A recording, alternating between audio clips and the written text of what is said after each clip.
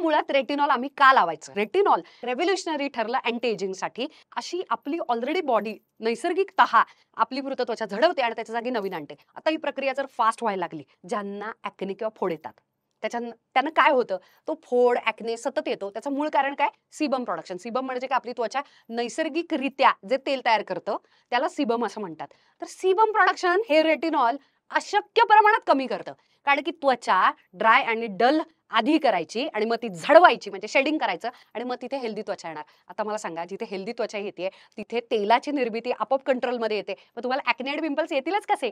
त्याच्यामुळे ज्यांना ज्यांना ॲक्ने प्रोन स्किन असते आणि खूप सिव्हिअर पद्धतीनं सततच पिंपल्स आणि फोड येतात, त्यांना सगळ्यांना डॉक्टर अप्रतिम रेटिनॉइड हे सजेस्ट करतातच आणि त्याचा त्यांना प्रचंड फायदा झालेला आहे. दुसरी गोष्ट, आता ना वयानुसार आहे ना, आपल्याला वाटतं वय झालं म्हणजे फक्त फाईन लाईन्स, म्हणजे काय? बारीक बारीक सुरकुत्या. असं नाहीये बरं का.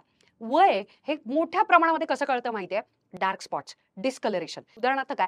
जसं आपलं वय वाढतं, आपली त्वचा डल होते, ड्राय होते आणि त्याच्यामुळे काय होतं? त्याच्यातलं कोलॅजन पण कमी व्हायला लागतं. रेटिनॉल कोलॅजिन बूस्ट करणारा सुद्धा त्याच्यामध्ये घटक असतो आणि त्याच्यामुळे प्लम्प युथफुल त्वचा कोलॅजन बिल्डिंगची प्रक्रिया खूप फास्ट व्हायला लागते. त्याच्यामुळे त्वचेला प्रचंड फायदा होतो. हा दुसरा खूप मोठा फायदा.